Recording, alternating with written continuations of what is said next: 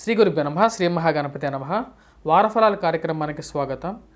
28 జనవరి నుండి 3 ఫిబ్రవరి వరకు అంటే 3వ తారీఖు ఫిబ్రవరి వరకు ద్వాదశ రాశుల వారికి గోచార రీత్యా ఎలా ఉండబోతుంది ఈ వారం అనేది చూద్దాం. ముఖ్యంగా అన్నిటికన్నా ముందు గ్రహస్థితి ఎలా ఉన్నది అనేది మనం చూసినట్లయితే శని కుంభంలో సంచారం చేస్తూ ఉన్నాడు. అలాగే రవి మనం చూసినట్లయితే మకర సంక్రమణం జరిగింది, మకర రాశిలోనే కొనసాగుతున్నాడు. రవితో పాటు ఈ యొక్క వారంలో బుధుడు కూడా చేరబోతున్నాడు అన్నమాట. కుజుడు మరియు అలాగే శుక్రుడు ఇద్దరు కలిసి వారు ధనస్సులో సంచారం చేస్తున్నారు. రాహు వచ్చేటప్పటికి మీనంలో, కేతు వచ్చేటప్పటికి కన్యలో కొనసాగుతున్నాడు, గురువు వచ్చేటప్పటికి మేషంలో కొనసాగుతున్నాడు. ఇటువంటి గ్రహస్థితి ద్వాదశ రాశుల వారి మీద ఎలా ఉండబోతుందనేది చూద్దాం. శ్రీ గురుభ్యో నమః శ్రీ మహాగణపతి నమః వారఫలాల కార్యక్రమానికి స్వాగతం.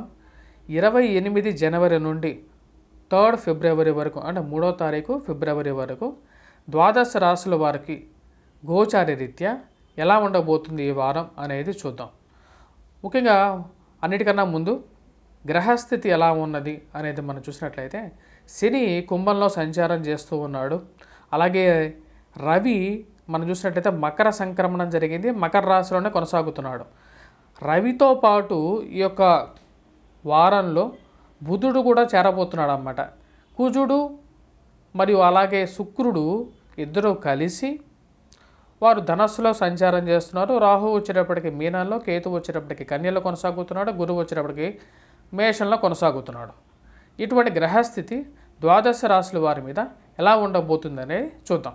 కర్కాటక రాశి వారికి ఈ వారం ఎలా ఉండబోతుందని చూద్దాం. కర్కాటక రాశి వారికి వచ్చేటప్పటికి ఈ వారం అనుకూలమైనటువంటి ఫలితాలు కానీ గోచరిస్తున్నాయి. వృత్తి వ్యాపార రీత్యా కూడా అనుకూలంగా ఉండబోతుంది. ముఖ్యంగా చెప్పాలంటే షష్టమంలోకి రాబోతున్నటువంటి కుజుడు, అంటే ఈ రాశి వారికి షష్టమంలో కుజుడు, సప్తమంలో రవి. ఎప్పుడైతే ఈ రాశి వారికి మనకు బాగా గమనించినట్లయితే కర్కాటక రాశి వారికి షష్టమంలో కుజుడు ఎప్పుడైతే ఉంటాడో పూర్తి యోగకారకుడు. కుజుడితో పాటు శుక్రుడు కూడా ఉన్నాడు. మంచి యోగాన్ని ఇవ్వగలుగుతాడు. వృత్తి వ్యాపార రీత్యా కూడా అనుకూలంగా ఉంటుంది. ప్రమోషన్స్, ఇంక్రిమెంట్స్ గురించి ప్రయత్నాలలో విషయాల్లో అనుకూలంగా ఉంటుంది. పోటీ పరీక్షల కోసం ప్రిపేర్ అవుతున్నటువంటి విద్యార్థులకు అనుకూలించే విధంగా ఉంటుంది. తృతీయంలో ఈ రాశి వారికి వచ్చేటప్పటికి కేతు అనుకూలించే విధంగా కూడా ఉన్నాడు అన్నమాట. ఈ రాశి వారికి వచ్చేటప్పటికి కొత్తగా ఏదైనా బిజినెస్ ఆరంభించాలి అన్న ఆలోచనలు అనేది మొదలవటం అనేది స్టార్ట్ అవుతుంది.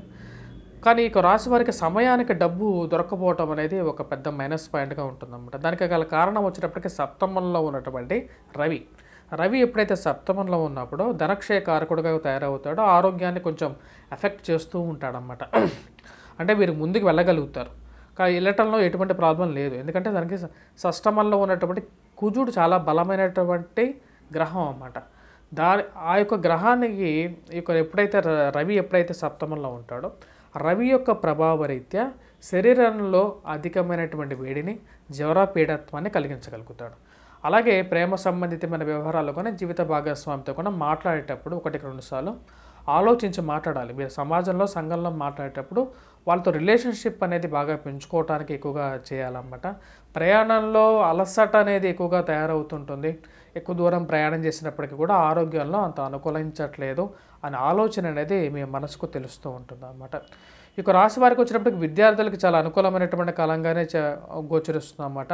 పోటీ పరీక్షల్లో గ్రూప్స్ కానీ, ప్రిలిమ్స్ కానీ ఎవరైతే ప్రిపేర్ అవుతున్నారో అలాగే ఉంటే ఏవైతే గవర్నమెంట్ రిలేటెడ్ ఎగ్జామ్స్ ప్రిపేర్ అవుతున్నటువంటి వారికి కూడా ఈ కర్కాటక రాశి వారికి రవి సంచారం అనేది కర్కాటకంలో, ఇప్పుడు రవి సంచారం అనేది మకరంలో జరుగుతున్నప్పుడు కర్కాటక రాశి వారికి యోగ్యాన్ని ఇస్తాడు. ఎందుకంటే మంచి సప్తమ స్థానమైనప్పటికీ కూడా కొంచెం అనుకూలత ఇవ్వగలుగుతాడు. కుజుడు ఎక్కువగా అనుకూలతను ఇవ్వగలుగుతాడు అన్నమాట. ఎందుకంటే ఈ రాశి వారికి షష్టమ స్థానం అవుతుంది కాబట్టి షష్టమ స్థానంలోకి ఎప్పుడైతే సంచారం చేస్తున్నప్పుడు ధనస్సులో సంచారం చేస్తున్నటువంటి కుజుడు యోగ్యాన్ని ఇవ్వగలుగుతాడు. అలాగే ఈ రాశిలో ఉన్నటువంటి రియల్ ఎస్టేట్ రంగ వ్యాపారస్తులకి కూడా అనుకూలమైనటువంటి ఫలితాలుగానే గోచరిస్తున్నది.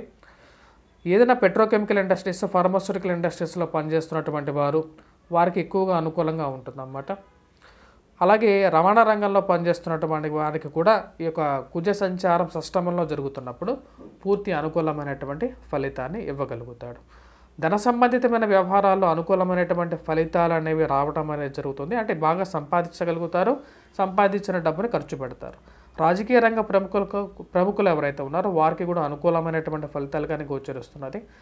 అంటే వీరు చేసేటువంటి పనులు ఏవైతే ఉంటాయో అవన్నీ గుర్తింపు తెచ్చుకోగలుగుతారు అన్నమాట. అంటే వీరు సేవా కార్యక్రమాలు ఏవైతే చేస్తున్నారో వాటి ద్వారా సంఘంలో గౌరవము గుర్తింపు అనేది రాగలుగుతుంది అన్నమాట కర్కాటక రాశి వారికి. ఆ యొక్క విషయాల్లో అనుకూలంగా ఉండేది. కానీ అష్టమంలో ఉన్నటువంటి శని ప్రభావం అనేది వీరిని బాగా ప్రభావితం చేసే విధంగా ఉంటుంది. అంటే ముఖ్యంగా వచ్చేటప్పటికి జీవిత భాగస్వామితో ఆరోగ్య విషయంలో కానీ మరి ధన సంబంధితమైన వ్యవహారాల్లో కానీ ఆరోగ్యాన్ని కొద్దిగా ప్రభావితం చేసే విధంగా ఉంది. కాబట్టి తగు జాగ్రత్తలు అనేవి తీసుకోవాలి. ఈ యొక్క రాశి వారు చేసుకోవలసినటువంటి పరిహారాలు ఏమిటి అనేది మనం గమనించినట్లయితే ముఖ్యంగా వచ్చేటప్పటికి ఈ యొక్క రాశి వారికి రవి సరిగా అంత అనుకూలంగా లేడు, ధనక్షయకారకుడుగా ఉన్నాడు. కాబట్టి సూర్యగ్రహ కవచాన్ని పఠించితే అనుకూలంగా ఉంటుంది. సూర్యగ్రహ ఆరాధన చేయాలి. ఓం అరుణాయ నమః అనే మంత్రాన్ని ఆదివారం పఠించండి.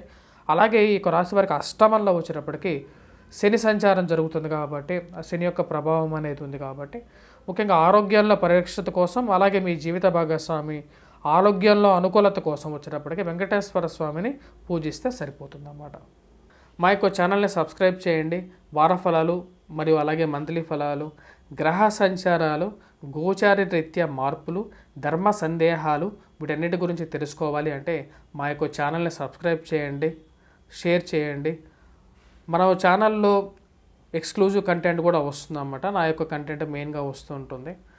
మీరు సబ్స్క్రైబ్ చేసుకుని 10 మందికి షేర్ చేసినట్లయితే నన్ను సపోర్ట్ చేసినట్టుగా కూడా నేను భావిస్తాను అన్నమాట. స్వస్తి.